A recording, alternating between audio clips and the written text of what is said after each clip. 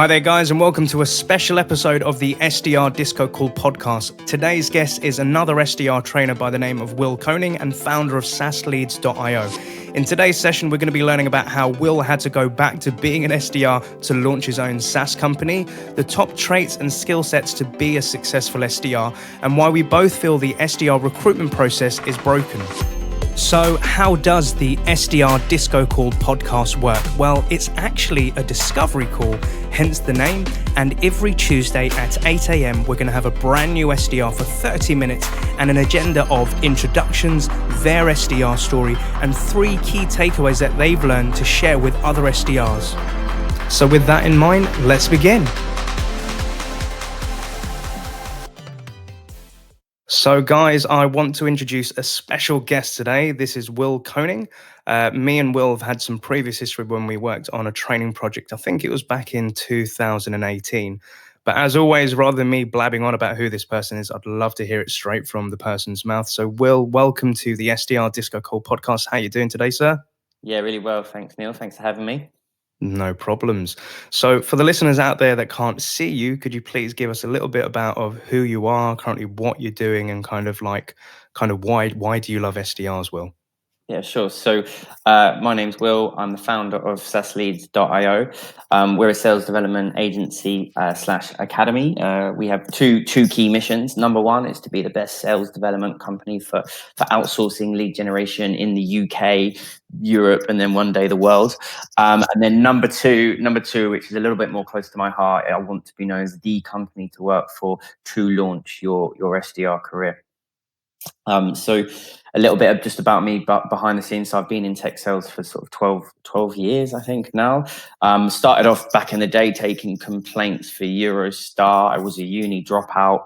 Had to work my way up through the ranks from there. Spoke a few languages, which is my saving grace. And then other than that, I just always been a people person, which is probably how I ended up being in sales, I guess. Yeah.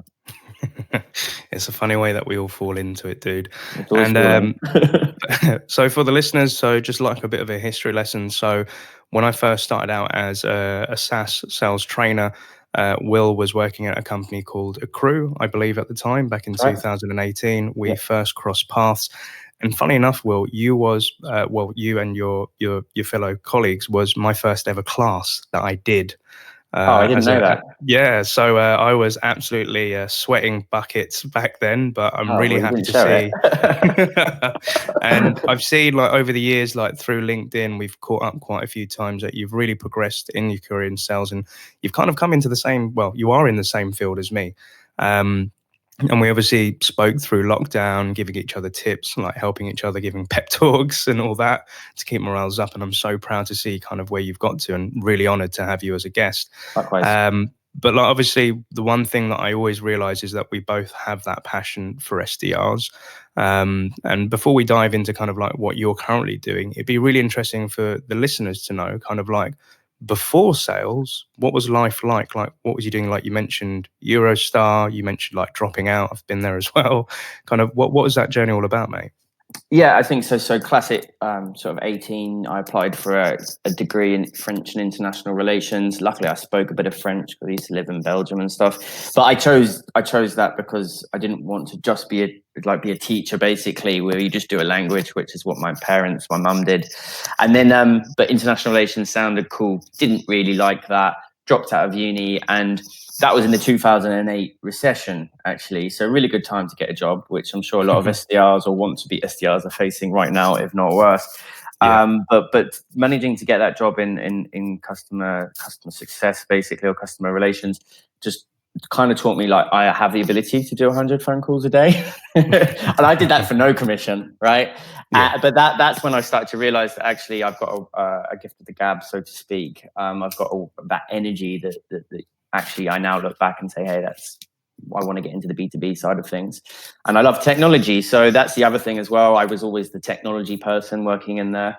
And then I think classic didn't really have a direction because of all that, and just trying to make my way in the world. And And I guess I got a job at trainline.com. That's when I was like more account management. I thought that's what sales was back in the day, right? Like, realized pretty quick that actually I was not an account manager.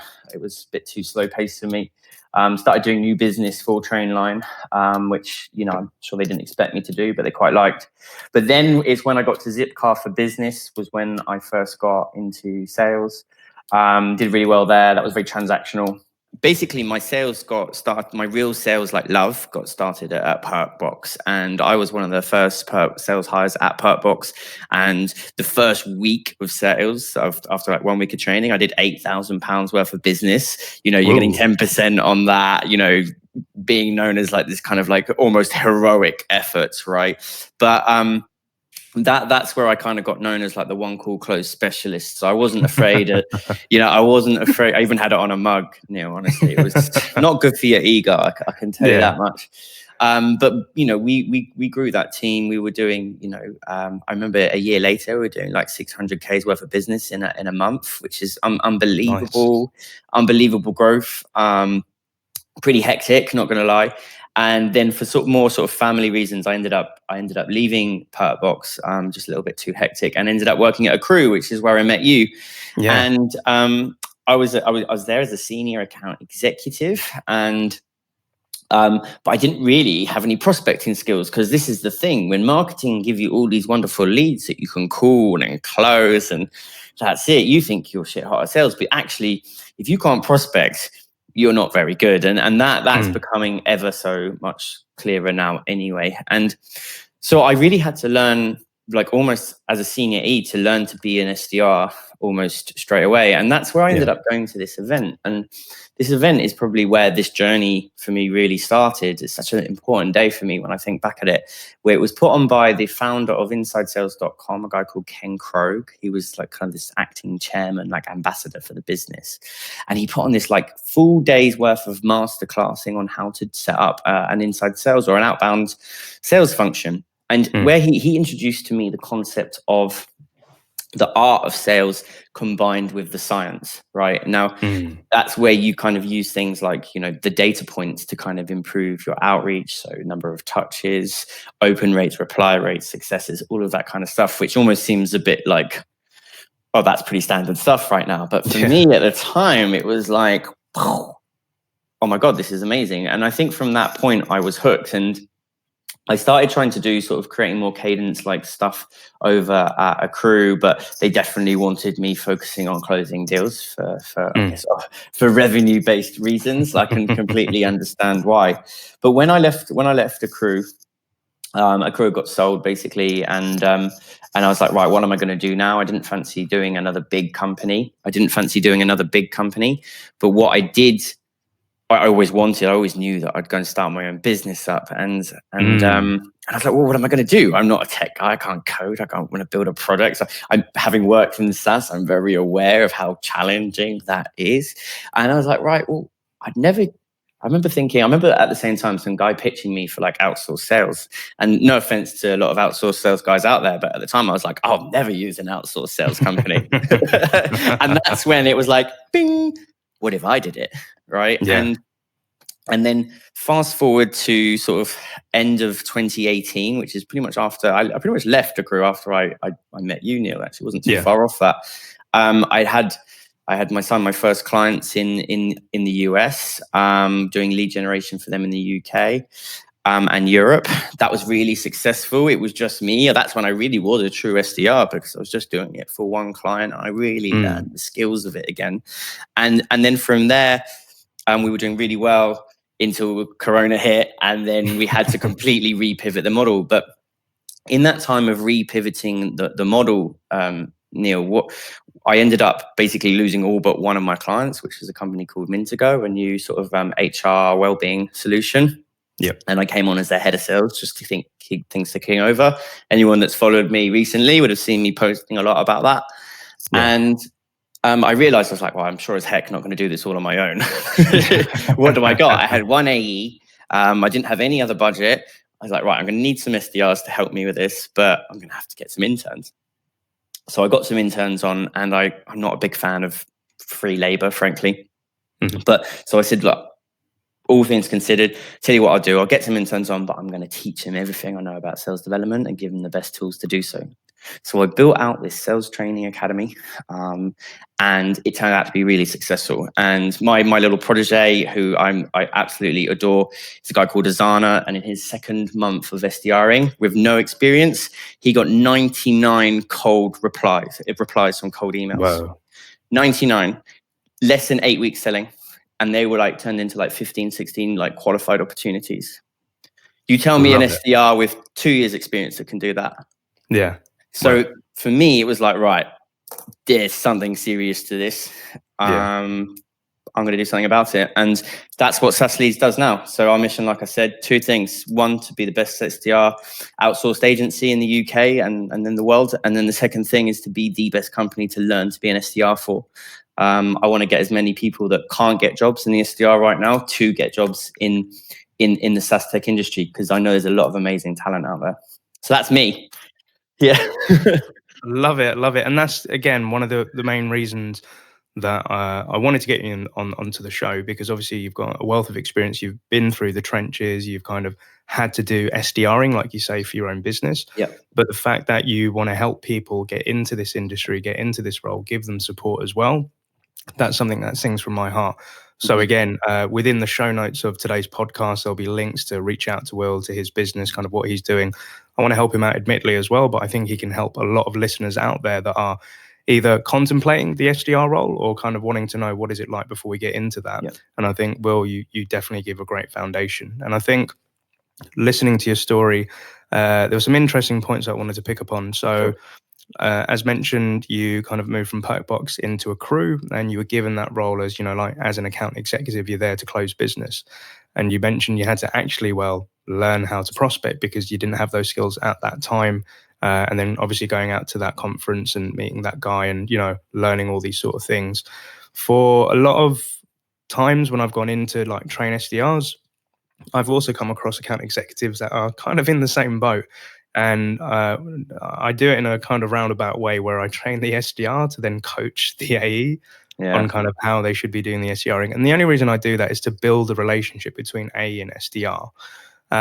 But for any AEs that might be listening into this, or any SDRs, like kind of what tips would you give to that AE that doesn't really have that sort of prospect experience? Where could they start? It's following all the right people. And I think it's key to follow the right people on LinkedIn.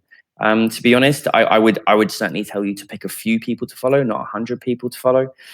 People like John Barrows, for example, you're pretty much going to have a standard level of consistency, and his messaging is always consistent throughout. So that would be my first tip. Is number one, do own your education, right? Like it's on you, and for anyone in sales, frankly, it's on you to own your education. The second thing is learn from your SDR, right? I mean, God, if this guy is like these, I'm certainly in the business of sales enablement. I now have SDRs in my business that are better than me, straight up. Why? Because they are doing it 10, 15 hours a day whilst I'm doing other things, managing my business, yada, yada, yada, all the non-important stuff. These guys are doing this right now, and they're teaching me right now how to sell. And yeah. The other thing I would say is avoid sales books. And the reason why I say this is they were written 5-10 years ago. Okay, there's some classics out there, definitely. I'm not saying pile them off, but if you want to know strategies for right now, find out what's working now. And given the fact that we're in a down market, you've got to find out what's working now, not what worked 6 months ago even. And that's key to making sure that you survive. Third point, I think, which alludes to it, is work as a team, right? Lean on your team members that are doing this, your product team, making sure you stay at front, making sure you understand your industry pains. Obviously, you should be doing that anyway, but they're the things that come to mind. Fully agree with you, dude. And I think I agree with the sales book bit a little bit as well, because I think it was a few years ago when I launched Happy Selling, John Barrows was a huge inspiration to me. Like, he was my first ever proper sales trainer. And I remember being out in the US at Zora, and this bald guy walks in with a goatee, and he's like, being quite brash, and he's like outspoken, swearing and cursing. I was like, whoa, is he allowed to do that? Love him. And I remember one day, like, watching a YouTube video of his in my front living room, like just before I launched Happy Selling. And he was just like saying like, look, there are loads of sales books out there, but to that point, a lot of them are kind of out of date, and kind of what reps are doing in the field. That's what's really interesting for him and like people like ourselves. And we definitely learn from our students. I always say the mantra of if I'm the smartest guy in the room, I'm in the wrong frigging room. You know, I learn from my students, I learn from my customers, and then I pass that knowledge on. And a lot of times when I meet students or new SDRs for the first time, they're like, well, Neil, you've been in sales for 10 years. You're a bit old school. Come on.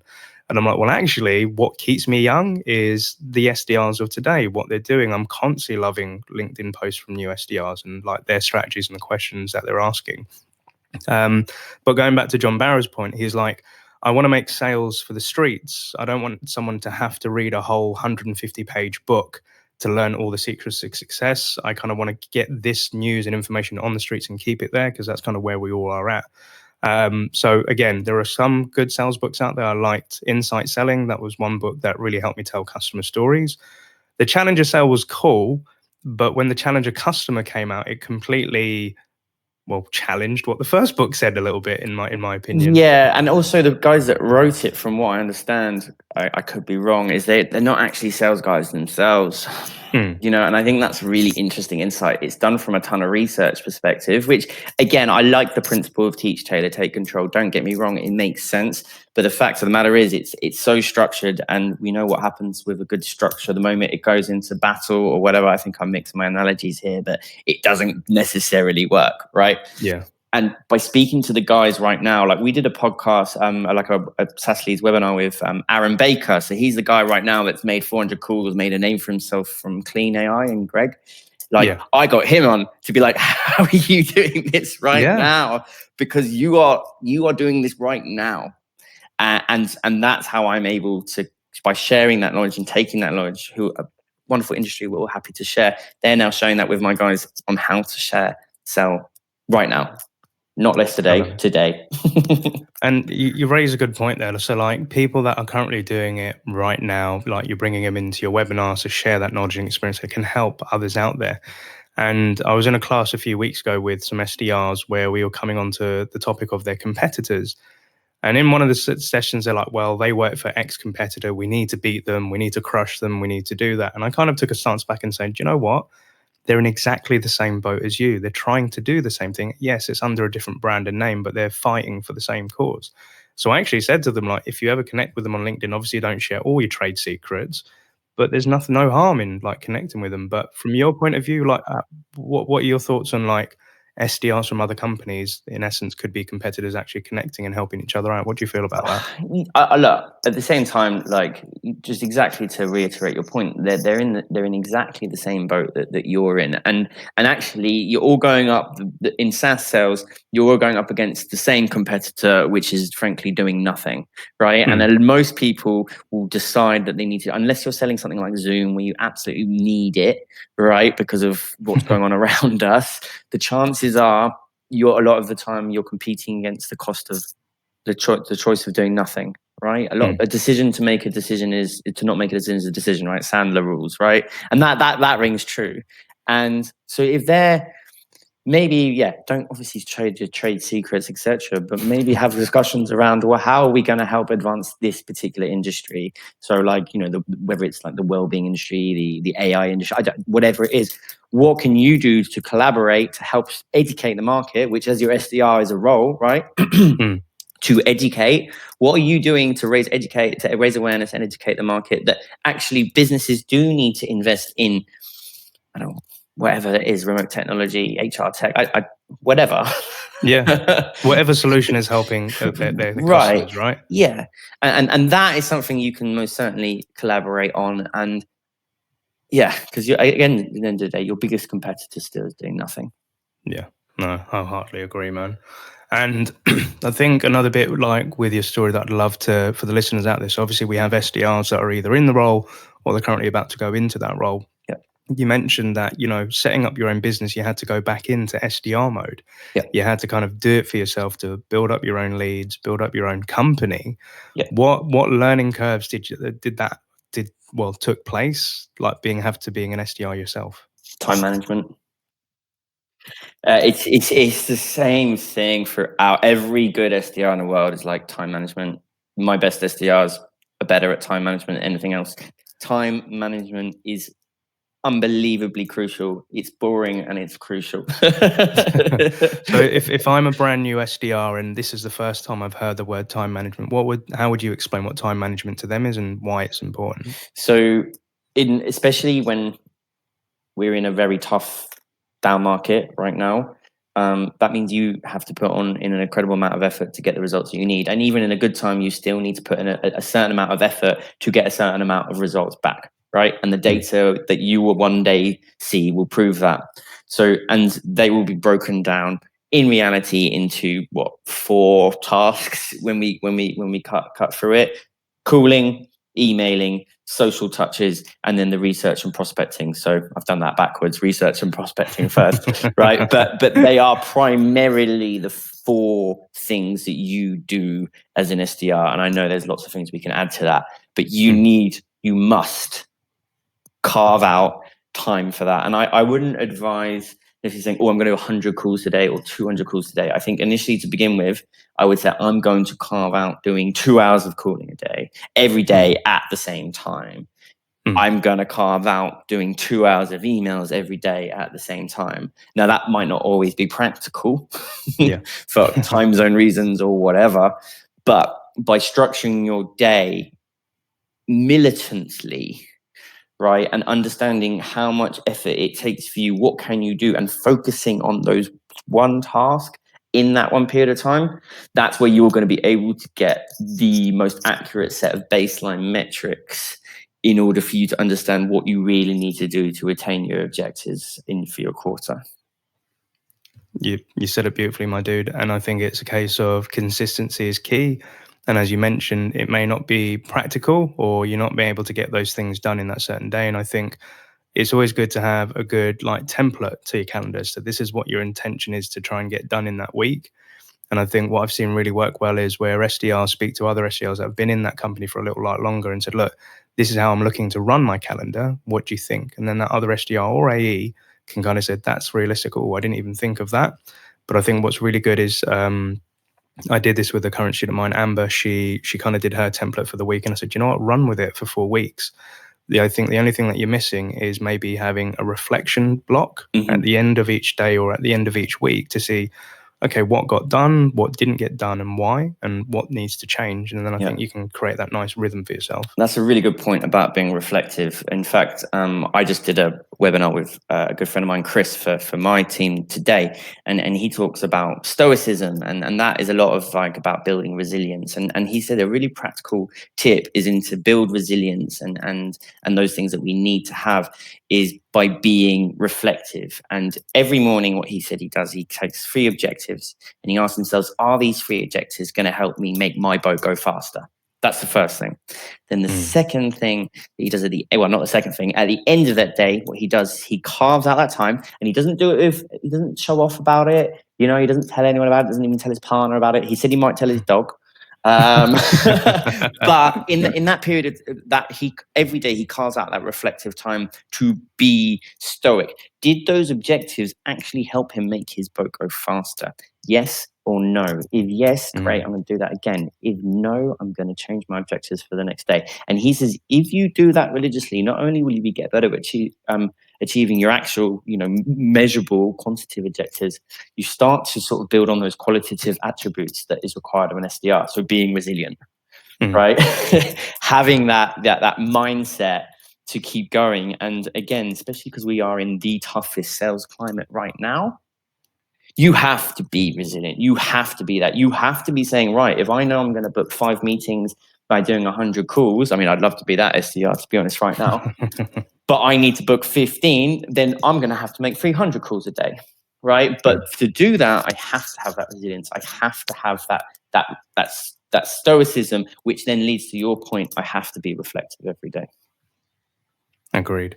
I think it's just like with any sort of artist or craftsman, like you got to look at your work and take a step back from it to look at the bigger picture.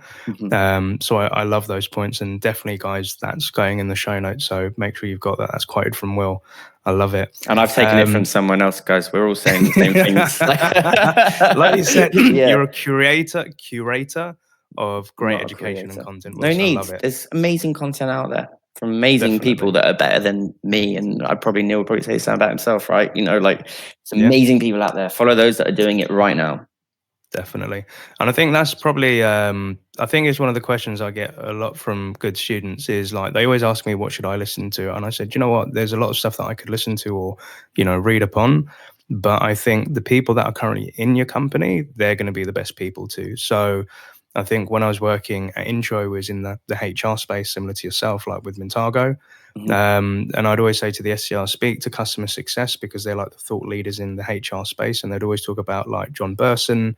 They'll talk about industry leaders. These are the LinkedIn groups that they're following. Because again, it's great to be knowledgeable in your product, but really know your industry, know kind of like why people care about these subjects and to the personas. Yeah, exactly that. And because especially as an SDR, you can get caught in what they call the curse of knowledge, right? Because if you end up having this conversation about how your product works and all the million features that you've got, you've suddenly given your person that your prospect all the information that they think they have, and you haven't done your job, which is qualify them and booked a discovery call with your account executive. So you should actually prioritize your industry challenges and pains that your prospects are facing way over your product knowledge. And I think that's where a lot of SDR sort of leaders and sales leaders go wrong and say, oh, cool, here's our product feature training, go sort it out. That is actually so backwards. Yeah. Learn about how to sell, first of all, the why of selling, then go and learn about your industry pains and challenges that your prospects face, and then go and apply that to how, you know, whoever you're working for actually goes about solving them. And almost play dumb when you don't know how it works, because that's how you use it. Oh, that's interesting. Why do you want to know that? And then it's like, oh, go book a meeting with the AE to go and get that question answered. I love it. And as you've said that out loud, it's just made me think that's in essence kind of what like your prospects going through. So they go through that pain and they figure out, why are we having this issue? Why are we having this problem? And then they go research in the industry or their peers, like who else is going through this problem? Like, how are you guys solving it? And then they come to a solution at the end of it. Okay, this is something that can fix that problem. But to your point as an SDR, stay hungry. In essence, like you said, kind of play dumb, just like, oh, well, why do you need that to work for you? And what would be the impact of that helping you guys out? I think that's a great way to learn well. Yeah, exactly. And in terms of like you were mentioning there as kind of like one of the traits for great SDRs is resilience. And obviously we're in the world where we're having recruitment agencies and companies trying to help SDRs and place them in.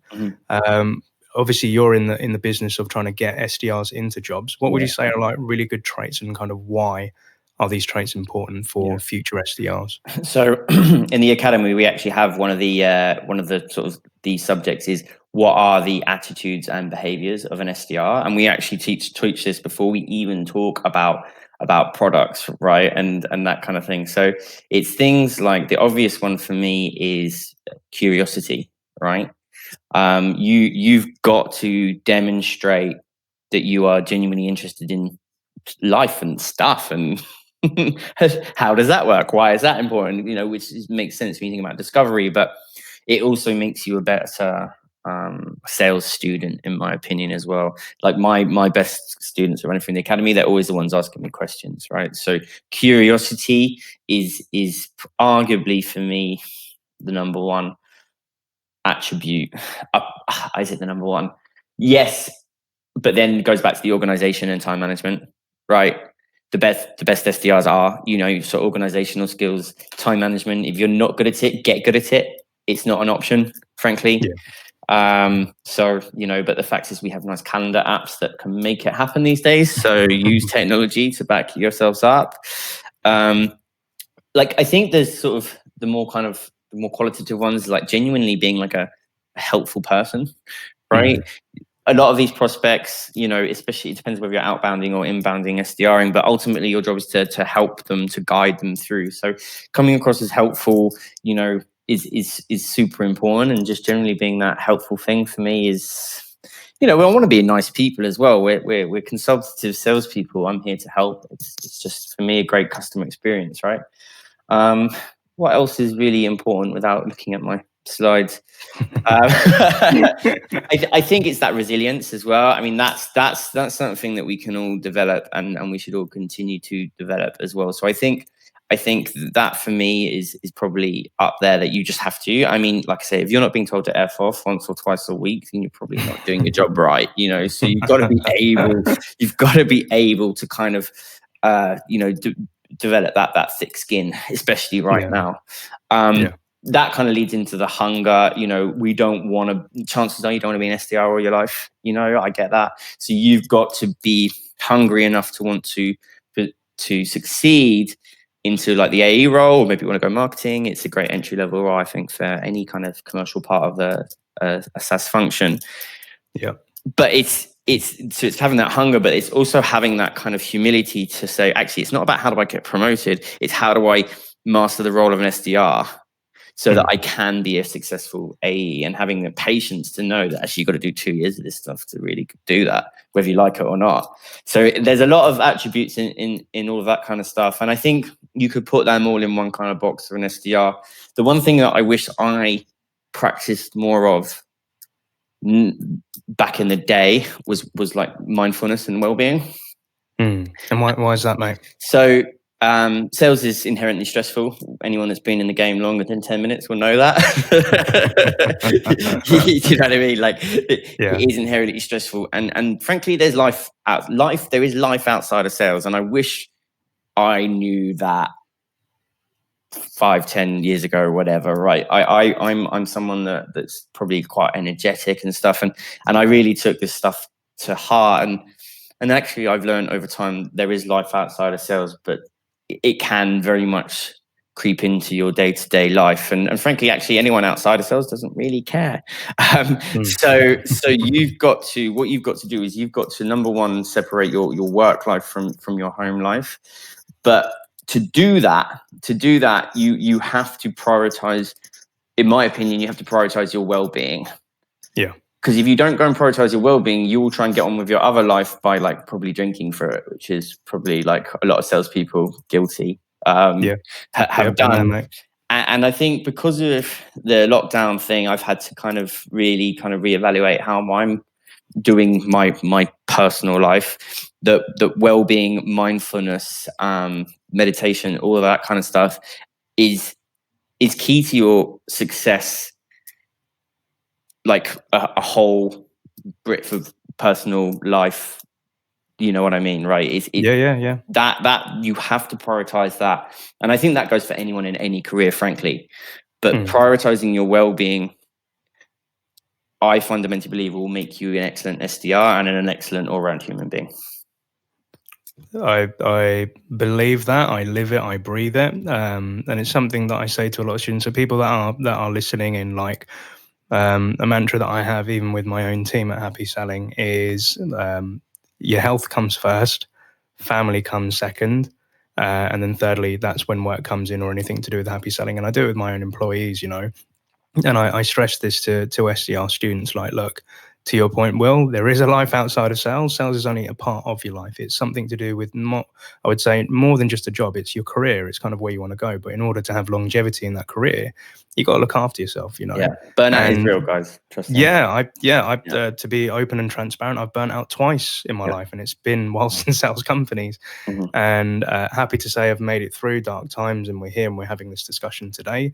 But I see it happen a lot with people that I work with on a personal level, or kind of like through Happy Selling. And I was really grateful, like during lockdown, like you and me, we were both going through like some tough times as well. And we were able to chat, and just being able to speak to somebody, I think that's important as well. But if you don't find that in your work, then there's always professional people out there, like speak to GPs, speak to families, like don't sit in silence. And I would, I'm sure Neil's going to share my details. Anyone's having a tough time, I know Neil is someone that you can message. I'm also one of those people, and I think anyone that says that, the chances are because they've been through it themselves and they know. 100%. We're all human. We all go through similar journeys in life, and I think that's why, like with me and yourself, we are very passionate about SDRs, because it is, like you said, the entry level for a lot of people that's starting out this career. Yeah. And It's not getting to easier. give, it's Not not, it getting definitely easier. isn't. And I No. think to give some guys some support, which kind of brings me on to the next topic. It's something that we discussed during LinkedIn, and it was kind of something that got on my goat a little bit. Yeah. And it's kind of in relation to like recruitment Sure. with SDRs. I understand, I've got a lot of friends, I've got a lot of SDRs that were recruiters, and I totally understand the space as well. But most recently on LinkedIn, like during lockdown, with things going up and people looking to hire, I'm not going to mention any names per se, but I've seen a lot of recruiters where they're kind of pitching a service towards like VPs of sales, CMOs, like heads of businesses, about how they will find the best talent, they'll take them through their process, their training, and they'll put them into the best positions in companies and make those companies really profitable. And in essence, Will, I think kind of what I said to you is, it kind of feels like they're treating SDRs as like a cattle market, like a prize market, where I couldn't really care less whether I'm pitching to like the business owner. I really want to get in with the SDRs and I care about them. But I know that you have your own opinion on this, and Yeah. I'd love you to kind of like get your take on it as well. So I think there's a couple of things that the SDR hiring model, the recruitment model is frankly broken. There are a few companies that are doing these assessment days, and that's when they say they train them, and they will have 10, 15, 20 people that come onto these training days, assessment days. For those that can't see, I'm doing air quotes. And there is no way, as someone that has now trained quite a few SDRs now, there is no way that you can get a fair assessment of an SDR and their capabilities in one day. And now this is becoming especially true that now we're having to do this all via Zoom. I speak to candidates that have been through this process, and they've been through this process recently, and they are forced to go into this route, and then they're not allowed to talk to other recruiters, which is wrong. They are then told that they need to perform on a Zoom call in front of 17 other SDRs. Could you imagine what that's like? That'd be scary, dude. It's scary, but it's also nuts, and it's nuts for the hirer. And the other thing is that you're gonna bring on the person that you're gonna bring onto your business is the SDR who shouts loudest. I'm sorry, that's not what good SDRs do. Good SDRs are thoughtful, they're careful, they're considerate, as we've talked about. They do not shout loudest, they listen. That's wrong, right? So how are these people, and I know I've talked to people going through this, it is not a nice experience. And then on the back end, they're left with nothing. And right now, because of the situation they're in, it's really tough. And I genuinely feel for them, because they have to jump through these hoops in order to get that. It doesn't create a good experience and impression for SDRs looking to break into the industry. Not that they'll get a look in at this point anyway, because they haven't got 1-2 years experience, which is another thing that winds me up. It doesn't provide a good experience for the SaaS hiring company that is spending an inordinate amount of money. So it's typically around 8 to 10K to place these guys. That's insane amount of money. And then they're saying, oh, we train them. And then they're saying that, yeah, this is a good thing. You're not solving the challenges that VPs of sales are facing, which is SDR ramp up. You still got 3 months of ramp up. You're not training them on how to sell, right? You're just running them through, like you say, a bit of a farm. And for me, that's one of the reasons why I started SaaS Leads. And it's to solve those two things. It's like, number one, it's actually to give, like, for all intents, just for clarity, these guys are going to come and work with me for 3 months. I want to bring them on. I'm going to train them up to sell. I'm going to train them up to use the best technology. I'm going to give them the skills and the confidence that they need, that they can walk into an interview at a top tier SaaS company and actually nail an interview. And I will not do a group Zoom call. I will give the SDR the time of day to prove how good they are, because that's how they're going to perform in front of your clients, the prospects' clients, and they're going to get the feedback that they deserve and the support that they deserve to get them the job that they are perfectly adequate to do, and will be better than those that go through that process because they are trained. And it's about treating them fairly and giving them the skills and the enablement that they need to be awesome. But it's also about treating the SaaS hiring companies fairly as well, and giving them actual consultation that's backed by data, that's backed by proof, over a period of months to say, actually, these guys are going to be an awesome culture fit for your company and they're going to be the future sales leaders. So yeah, that's what I'm about. And I love the passion, man. And that's just the thing. Like, when obviously sifting through LinkedIn and I'm seeing these type of posts, I'm just like, they're not cattle, they're not assets, they're not something to just provide ROI. They're humans, they're people. And I've seen it on the other flip side where SDRs have been through this kind of process and they have brought me in to kind of help out. And I've just asked them kind of like, what did you go through? What did you learn? And at the same time, I've seen some of these materials and I think, do you know what, it's really good that you're giving these as fundamentals and table stakes to help out the SDRs, but it's that love that you need to give these guys, because for a company and a business, if you have a bad hire and after 3 months they're not productive and they're not really loving their job or kind of understanding why the hell they've been hired to do that job, you could lose them, and that could impact you by like the equation of that comes out to like 3 people's worth of salary for every bad hire that you take on board. Definitely. You know, so it's and obviously I think thing, isn't it? You want to align culture with the values of the organization, and if you've got a recruitment company that you're working for that isn't culturally aligned with your values, that's fundamentally a problem. Yeah. So if we have any SDRs that are kind of going through that process, and again, we're not saying that this is for all recruiters, we're not saying that this is like, you know, the thing that's kind of storming the market and like, it's not going to, well, what I'm trying to say is that we're not coming to Judgment Day with this right now. There are some good recruitment companies, there are some good recruiters that do a good process. There are, and I work with some good recruiters, just to be fair. Like, I'm partnered with some great recruiters. Exactly. But they're not the ones that run them for a farm. I'll tell them that much. For a training day. Yeah. And but if we're thinking for the SDR listeners out there, if they're kind of contemplating that journey or they're currently in that process, what advice would you give to these guys, like if they're going through those motions right now? Yeah, you know, it's very similar advice that that you also should actually ask of your hiring company that you're working for. It's making sure that it's like, well, what am I actually going to get out of the process? What are the sort of things that I need to sort of do to make myself successful, and all of those kind of basics, I guess. But I think I would be very wary of a company, any firm that's telling you can't deviate from that process and you must stick with them, because they certainly don't have your best interests at heart. That's something that you should be very, very wary of, for sure. I think it's almost like the same kind of questions you'd ask a hiring manager, in the sense of, how are you going to train me?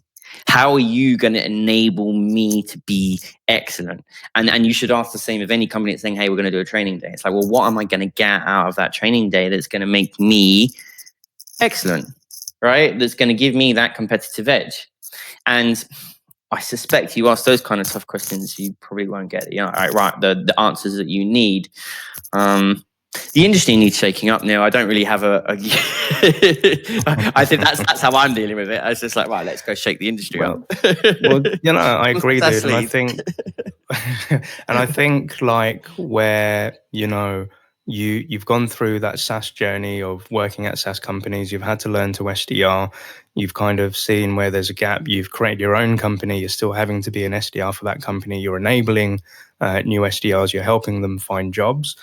That's how you disrupt the market. And I think for a lot of SDRs that are listening into this, the one advice that I always give is, don't just see yourself as an SDR, but you could be the CEO of your own company. You define your success and your destiny by what you're learning today. Like 10 years ago, when a VP of sales said to me, like, why did you join this company? I said, because one day I want to be a CEO of my own company. I don't know how I'm going to do that or how the hell I'm going to get there, but I know it's going to happen. And I said, the only way I'm going to learn is if I start right here, right now. So yeah, to your point, it's how much of a company is going to invest in you, you know, like for your personal development, for your career. These are questions I was always asking my manager, like, can I go into a management course? Can I go watch Winning by Design? Could we get them in? And then I think that's the thing. The power is not in the hands of the recruiters or the heads of companies. It's the young talent, which is the SDRs, that are on the front line talking about why they want to change the world in the businesses that are in, and they have the power to change. Like you and me, Will, we've been like in SDRs, we've worked for companies that have literally changed the competitive landscape, and we've been a part in that. And I think that's beautiful, and that's why I love SDRs and like the world of SDRs. So yeah, we need to help them out, and you and me, we are doing our thing in that course. And I think, yeah, this is a message out there to like, yeah, things are going to get shaken up, things are going to get disrupted. So Yeah, the get world's ready for it. changing. The world's changing whether we like it or not, and for obvious reasons, right? And I think one of the best pieces of advice that I got given was actually by my dad. And he said, look, your 20s, you know, when you just start your career, it's not about earning the money, right? Don't think about the money. Think about your proverbial rucksack of life, right? And that's what you wear on your back every day. And what you want to do is fill it with quality tools that are going to enable you to be awesome. And then in your 30s, start making some money. I'm 33, so I better start doing that bit. But you know, I like the fact I get to help people, I guess. But it's you know, that for me to this day still rings true. You know, focus on the skills that you can learn. Don't worry about the money right now. Focus on the skills, and so the money comes, right? It does come. You know, Yeah. and there's more important things than money, like being happy. Yeah, So I agree. I think if you're happy and you're able to learn those skills and execute it, then the money will be a byproduct of your success. It's not the reason for your success, you know? Yeah. And that's some great words of advice from your dad, mate. So to kind of bring this, this has been a great show, and I think definitely we're going to be having you back on in the future, because I'd love to I'm be really here. interested to know what's going on with SaaS leads as well. Yeah, you can come on one of mine as well, Neil, from my guys. Yeah, dude, I'm I'd love down. You that. know, I'm down for that. Yeah. But to kind of like thinking about the great journey that you've had for like over the last decade, if you were talking to a younger Will who's just about to embark on his journey for SaaS and being an SDR, what 3 key bits of advice would you love to give him? Go back to the well-being straight up. Honestly, it's before you worry about your job. Focus on yourself and love yourself and your well-being. That's number 1. Number 2, try to do 1 to 3 things really, really well, rather than try to do 10 things half-assedly. I think focus and just being excellent at one thing, execute those basics exceptionally well, you'll go far. And then number three, I would say have that fun that I had and have in life, and that's not, it's not like what would I do differently. It's no, what would I keep the same. So I'm going to slightly change the question here. Keep my happy-go-lucky spirit that I seem to have, that energy that seems to be infectious. Like, but like seriously, like that for me, I've had so many people like poo-palm me because of my attitude and that, and now I look back and it's like, yeah, man, I'm so glad I did that. You know, here I am. I've got a team of people that I adore, that are helping me on this journey, and I don't think I'd be where I am today. So don't get too serious too quickly. And they'll be asking you like, Will, are you happy all the time? No. And I get asked, yeah, exactly. I say 90% of the time I'm happy. Yeah. And there are days which I'm down. There are days where I'm pissed off, you know, and that's just been natural. But if I choose the path of happiness and positivity, that's a choice I want to make because the impact it has. Even when it is down, I choose to make a positive step. And I think not necessarily choose to be happy, but I choose to make the right steps in the right direction. Definitely. Choice is key. Perfect. So for the listeners out there, if they want to kind of get to know Will a bit better, kind of like what's the best way to get in contact with you? Are there any things that we should be keeping an eye on for SaaSleads.io? Yeah, thanks. So follow me, Will Koning. We're going to start doing more stuff around on SaaSleads.io. So follow us on LinkedIn mainly. I've actually deleted all my other social networks because of that social media thing that came out the other day on Netflix. So LinkedIn is the only place I'm at really for that reason. And then, I think just 2 things really. If you are an aspiring SDR, like genuinely, if you can come and work for us for 3 months, we will get you an awesome job in a top tier SaaS company. That is happening right now, which I'm delighted to say. You will learn everything we need. And then 2, from a more of a personal well-being perspective, as I mentioned, just DM me. I can share small stories. I love a chit chat, so I'm always open for that. And I guess that's it, really, Neil. And Will, I just wanted to say thank you so much for being a guest. Really look forward to having you back on as a future guest, and really I'm going to be watching, and I have been watching you from day dot, mate, to kind of see how things progress. And I wish you all the best of luck, and most importantly, happy selling, my man. Happy selling, indeed. Cheers, Neil.